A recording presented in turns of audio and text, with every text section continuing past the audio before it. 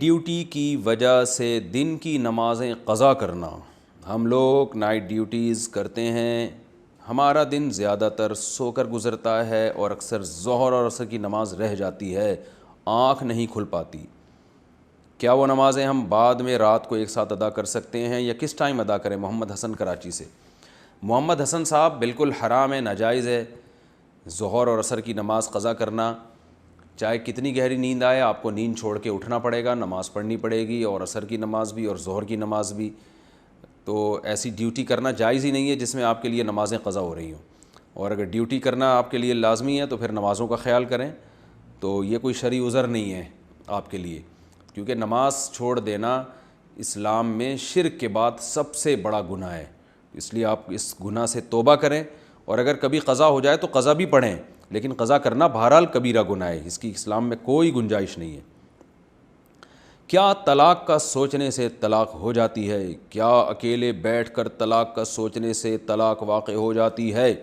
نیز کنایہ الفاظ میں کیا نیت ہونی چاہیے جس سے طلاق واقع ہو جاتی ہے؟ مصطفیٰ صاحب سعودی عرب سے. مصطفیٰ بھائی اللہ کا واسطہ دے کے کہتا ہوں کہ ایسی باتیں سوچا بھی نہ کریں آپ. یعنی ایسی باتیں کا مطلب آپ کو طلاق کے مجھے لگ رہا ہے وہم شروع ہو گیا. دیکھو, سوچنے سے طلاق نہیں ہوتی, جب تک زبان سے ادا نہیں کریں گے یا باقاعدہ ریٹن میں نہیں دیں گے اس وقت تک طلاق نہیں ہوتی. لیکن یہ جو آپ کے سوال کا اسٹائل ہے نا, اس سے لگ رہا ہے کہ آپ معذرت کے ساتھ وہم کی طرف جا رہے ہیں, تو ان چیزوں میں نہ پڑیں آپ. آپ کا اگلا سوال بھی عجیب ہے, کیا کنایہ الفاظ میں کیا نیت ہونی چاہیے؟ او بھائی, کنایہ الفاظ میں طلاق کی نیت ہوگی تو طلاق ہوگی, نہیں تو نہیں ہوگی. لیکن میں چونکہ مجھے بہت سے لوگ مسائل پوچھتے ہیں نا, تو بعض دفعہ سوال کے اسٹائل سے پتہ چل جاتا ہے کہ آپ کی جو ہے نا وہ سوچ تھوڑی سی وہم کی طرف جا رہی ہے. ابھی سے کنٹرول کر لیں اس کو تو, اور اپنے کاموں میں مشغول ہو جائیں. کتنے وہمی لوگ بن چکے ہیں, وہ سوچتے رہتے ہیں طلاق کا, پھر وہمی ہو جاتے ہیں, پھر کہتے ہیں پتہ نہیں ہو گئی کہ نہیں ہو گئی, پھر کنایا میں وہم کرتے رہتے ہیں. میں نے تو بیوی کو بول دیا تمہارا میرے سے کوئی تعلق نہیں ہے, دفع ہو جاؤ یہاں سے. کوئی دفع ہو جاؤ کہ لفظ سے طلاق تو نہیں ہو گئی کہیں؟ میں نے تم کو بول دیا تھا کہ تم جو ہے نا جاؤ, جو کچھ بھی کرو, تم میری تو مانتی نہیں ہو, کھانا بھی اپنی مرضی کا بناتی ہو, تو ٹھیک ہے بناتی رہو کھانا, میری طرف سے تم آزاد ہو. تو ان کا مقصد یہ ہوتا ہے بھائی کھانے سے آزاد ہو, تو پھر آزاد کے لفظ میں وہم ہو جاتا ہے ان کو. تو یہ بہت بڑی مصیبت بن چکی ہے ایک وہمیوں کی نا. میرے پاس لسٹ ہو گئی ہے ایک اچھی خاصی جن کو طلاق کے مسائل میں وہم ہوتا ہے. تو اس لیے بھائی جب تک زبان سے ادا نہیں کریں گے ہوگی نہیں, اور کنایا میں جب تک باقاعدہ 100% نیت طلاق دینے کی نہیں ہوگی اس وقت طلاق نہیں ہوگی. اور وہ الفاظ بھی ایسے ہیں جس میں طلاق کا امکان بھی ہو. اب اس کی ڈیٹیل میں نہیں جاتا, آپ کا وہم اور بڑھ جائے گا. تو آپ ہنسی خوشی زندگی گزاریں, اپنے آپ کو کاموں میں مصروف رکھیں. اگر آپ نے اپنے آپ کو کاموں میں مصروف نہیں رہا, ان مسائل میں سوچتے رہے, تو آپ بالکل پکے ڈھکے وہمی مریض بن جائیں گے آپ. تو آپ کی بیگم ویسے ہی خلا لے لے گی آپ سے معذرت کے ساتھ اگر آپ زیادہ اس میں چلے گئے. کیا برہنہ غسل کیا جا سکتا ہے یا ستر چھپانا ضروری ہے؟ جب پاک ہونے کے لیے غسل کرتے ہیں تو غسل کرتے وقت کیا ستر چھپانا ضروری ہے یا بغیر کسی کپڑے کے برہنہ غسل کر سکتے ہیں؟ نیز غسل کے جو 3 فرائض ہیں, کیا یہ فرائض ادا کر کے نماز پڑھ سکتے ہیں یا نماز کے لیے الگ سے وضو کرنا ہوگا؟ عظیم اللہ صدیقی صاحب لکھنؤ سے. لکھنؤ والے بڑے ادب و آداب والے ہوتے ہیں, تو اس لیے یہ پوچھ رہے ہیں کہ کپڑے پہن کے نہانا چاہتے ہیں یہ, اور یا ستر چھپا کے نہانا چاہتے ہیں. تو بھائی آپ کے آداب اپنی جگہ, لیکن اتنی ٹینشن میں پبلک کو نہ ڈالیں. عظیم اللہ صدیقی صاحب, آج کل لوگ اسی طرح نہاتے ہیں, گئے اور ظاہر ہے شاور لیا اور نکل آئے پتلی گلی سے. تو شریعت میں بھی کوئی ستر چھپانا نہاتے ہوئے ضروری نہیں ہے. ستر چھپانا لوگوں سے ضروری ہے کہ لوگ نہ دیکھیں. تو ظاہر ہے لوگوں کے سامنے تو انسان نہیں نہاتا نا, نہاتا تو انسان دروازہ بند کر کے کنڈی لگا کے نہاتا ہے. اور پاکستان اور انڈیا میں تو 20 دفعہ چیک کیا جاتا ہے کہ کنڈی لگی بھی ہے کہ نہیں لگی, کیونکہ یہاں کنڈیوں کا بھی اعتبار نہیں ہے, آپ کو پتہ ہے. تو ایسی کنڈیشن میں اگر آپ مکمل برہنہ ہونے کے نہاتے ہیں تو اس سے کوئی فرق نہیں پڑتا, بالکل جائز ہے یہ. رہا یہ مسئلہ کہ اسی غسل سے نماز پڑھ سکتے ہیں, تو اگر آپ نے غسل کے 3 فرض پورے کر لیے تو الگ سے وضو کرنا ضروری نہیں ہے, نماز ہو جائے گی. لیکن افضل یہ ہے کہ پہلے وضو کریں پھر غسل کریں, بہتر طریقہ سنت طریقہ یہی ہے. لیکن کسی نے وضو نہیں کیا اور غسل کے 3 فرض پورے کر لیے تو اب اس کو نئے سرے سے وضو کرنے کی ضرورت نہیں ہے, اسی سے اس کی نماز ادا ہو جائے گی. پرانے وطن میں پوری نماز پڑھیں گے یا قصر کریں گے؟ میں پہلے پشاور میں رہتا تھا, اب اگر میں کسی کام سے پشاور جاتا ہوں اور میرا ارادہ وہاں 2-3 دن رہنے کا ہے تو میں وہاں پر سفر والی نماز پڑھوں گا یا پوری نماز پڑھوں گا؟ عابد صاحب پشاور سے. جناب اگر آپ پہلے پشاور میں بیوی بچوں کے ساتھ رہتے تھے اور اب آپ پورے شفٹ ہو گئے ہیں، گھر کا سامان اور بیوی بچے سب آپ نے کسی دوسرے شہر میں شفٹ کر دیے، تو اب اس کی علامت ہے کہ اب پشاور آپ کا وطن نہیں رہا. لہذا آپ پشاور جب جائیں گے تو آپ 2 رکعتیں پڑھیں گے، قصر نماز پڑھیں گے، جب تک کہ پشاور میں آپ 15 دن ٹھہرنے کی نیت نہیں کر لیتے. اجتماعی دعا کی کیا فضیلت ہے؟ فرض کے بعد اجتماعی دعا کرنا کیسا ہے؟ آپ کے بیان میں سنا ہے کہ فرض نماز کے بعد دعا نہیں مانگنی چاہیے. میں نے ایک حدیث سنی ہے کہ اگر کئی لوگ جمع ہوں اور ایک بندہ دعا مانگے، باقی لوگ آمین کہیں تو ان کی دعا قبول ہوتی ہے. تو اگر یہ عمل فرض نماز کے بعد یا کسی اور وقت کیا جائے تو کیا یہ جائز ہوگا؟ اس بارے میں وضاحت فرما دیں. عبداللہ صاحب بنو سے. دیکھیں جو آپ نے حدیث کا حوالہ دیا، میرے علم میں ایسی کوئی روایت نہیں ہے. البتہ اجتماعی دعا مانگنا جائز ہے اور نبی صلی اللہ علیہ وسلم صحابہ سے ثابت بھی ہے. تو اس لیے اگر کوئی کبھی اجتماعی دعا مانگ لے تو کوئی حرج نہیں ہے اس میں، بلکہ اس میں ایک فائدہ یہ ہے کہ لوگوں کو دعا سیکھنے کا موقع ملتا ہے. لیکن جو متعین وقتوں میں لوگوں نے اجتماعی دعا کو ضروری سمجھ لیا ہے اور یا سنت سمجھ لیا ہے خاص وقتوں میں، تو وہ ثابت نہیں ہے. فرض نماز کے بعد دعا قبول ہوتی ہے، لیکن دوسری حدیث سے پتہ چلتا ہے وہ دعائیں ہیں جو آپ صلی اللہ علیہ وسلم نے، جیسے آیت الکرسی ہے، اللہم انت السلام، ان کو دعائیں قرار دی ہے جو وظائف ہیں. تو اگر کوئی اپنے طور پر فرض کے بعد دعا مانگنا چاہے اور سنت اس عمل کو نہ سمجھے تو ہاتھ اٹھا کے دعا بھی مانگ سکتا ہے. کبھی کبھار اگر امام اجتماعی دعا کر لے فرض نماز کے بعد تاکہ لوگوں کو دعا مانگنے کا سلیقہ ہے تو یہ بھی جائز ہے. لیکن یہ تمام چیزیں باقاعدہ حدیث سے ثابت نہیں ہیں کہ اس کو سنت عمل قرار دیا جائے. جیسے ہمارے ہاں بر صغیر میں ہر نماز کے بعد بہت سی مسجدوں میں باقاعدہ فرض نماز کے بعد پابندی سے اجتماعی دعا ہوتی ہے اور لوگ اس کو ضروری سمجھنے لگے ہیں. تو اس لیے اس کو ضروری سمجھنا ٹھیک نہیں ہے اور اس کو باقاعدہ سنت طریقہ سمجھنا بھی ٹھیک نہیں ہے. صحابہ میں اسلاف میں اس کا معمول نہیں تھا، بلکہ ہمارے جو فتاویٰ کی کتابیں ان میں واضح لکھا ہوا ہے، فتاویٰ عالمگیریہ میں لکھا ہوا ہے کہ امام سلام پھیرنے کے بعد اللہم انت السلام کے بقدر بیٹھے گا، اس کے بعد سنتوں کے لیے کھڑا ہو جائے گا.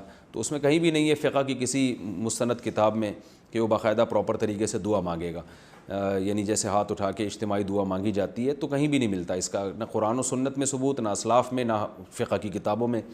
تو لیکن بہرحال اس مسئلے میں شدت جائز نہیں ہے. اماموں پہ فتوے لگانا جائز نہیں ہے. بدعتیوں کے فتوے لوگ لگانا شروع کر دیتے ہیں، ایک مسئلہ سن کے تو امام صاحب کو تنگ کرنا شروع کر دیتے ہیں. فرض نماز کے بعد دعا مانگنا وہ اتنا بڑا مسئلہ نہیں ہے، لیکن فتنے سے بچنا، ایک دوسرے کا احترام کرنا، یہ زیادہ اہم مسئلہ ہے. تو آپ ایسا نہ ہو کہ ایک چیز کو ختم کرنے کا وہ طریقہ اختیار کریں جس سے مسجد میں لڑائیاں شروع ہو جائیں یا لوگ مسجد کے اماموں کا ادب و احترام چھوڑ دیں. تو یہ طریقہ بالکل ٹھیک نہیں ہے. اس لیے محبت سے جو ائمہ حضرات ہیں ان کو ایک دفعہ مسئلہ بتا دیا جائے کہ حضرت یہ ثابت نہیں ہے، کہیں بھی کوئی فقہ کی کسی کتاب میں نہیں ہے. حضرت مفتی رشید احمد صاحب کا اصل الفتاویٰ میں اس پر باقاعدہ ایک رسالہ بھی ہے، وہ بھی پڑھ لیا جائے. اور پھر اگر کوئی عالم اس رائے سے اختلاف کرتا ہے تو علماء کی رائے میں اختلاف ہوتا ہے، تو جو عالم جس رائے پر عمل کرنا چاہے وہ اس پر عمل کرے. جو ہماری رائے تھی، جو ہمیں تحقیق سے سمجھ میں آئی، وہ ہم نے بتا دی. تو خلاصہ یہ ہے کہ کسی بھی رائے پر عمل کریں، پھڈے بازی نہ کریں، لڑیں نہیں، ایک دوسرے کے خلاف فتوے بازی نہ دیں.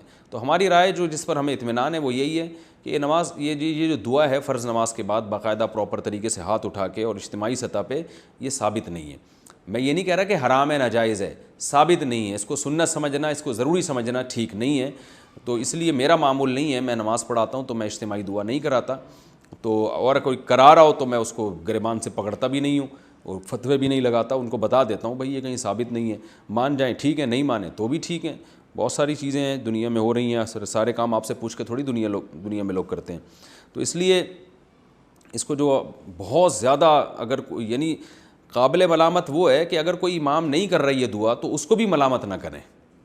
لیکن لوگ چھوڑتے نہیں ہیں، لوگ امامت سے نکال دیتے ہیں کہ آپ نے یہ دعا نہیں مانگی تو مسجد سے نکال دیتے ہیں اس کو. تو یہ تو زیادتی ہے نا.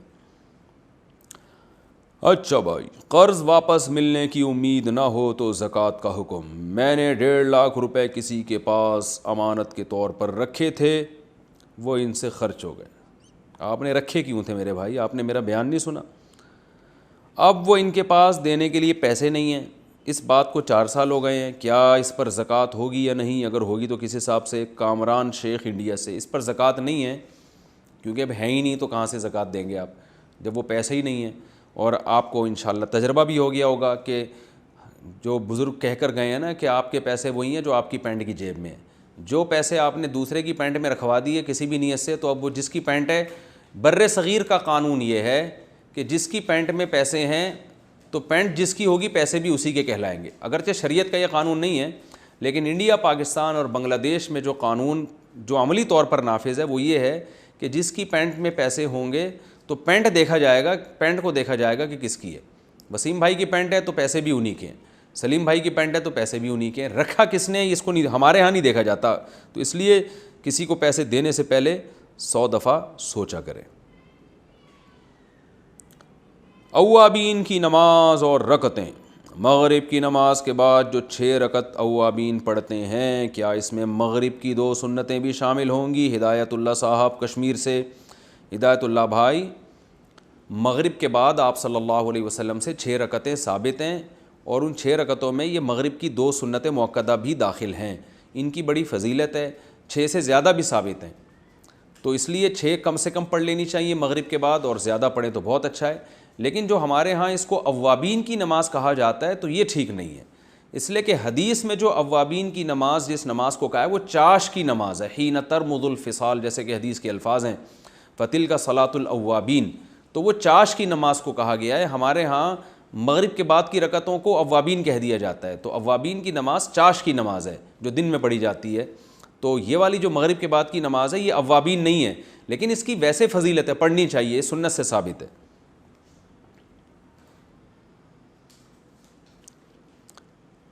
پیسے قرض دے کر سونا واپس لینا، میں نے کسی کو 1 لاکھ روپے قرض دیا اور اسے کہا کہ تم 5 سال بعد 1 لاکھ روپے کا جتنا سونا آتا ہے وہ دے دینا، کیا یہ جائز ہوگا یا نہیں؟ انس صاحب دیوبند سے۔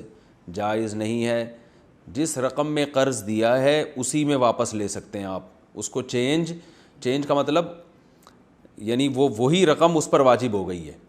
تو اب جب آپ نے کسی کو 1 لاکھ روپے قرض دیا تھا اور آپ نے کہا کہ 5 سال بعد 1 لاکھ روپے کا سونا جتنا آتا ہے وہ اچھا سوری میں سوال آپ کا دوبارہ ریپیٹ کر دوں، یعنی آپ نے یہ نہیں کہا تھا کہ ابھی جو 1 لاکھ روپے کا سونا آ رہا ہے وہ دینا، بلکہ آپ نے یہ کہا تھا کہ 1 لاکھ روپے جب سال کے بعد آپ واپس کریں گے تو 1 لاکھ کا اس وقت جتنا سونا آئے گا وہ دے دینا، تو یہ جائز ہے، اس میں کوئی حرج نہیں ہے، لیکن یہ شرط ہے باطل کا مطلب یہ کہ اس پر واجب نہیں ہے کہ وہ سونا ہی دے، بلکہ اس پر اصل واجب ہے کہ 1 لاکھ روپے رقم واپس کرے۔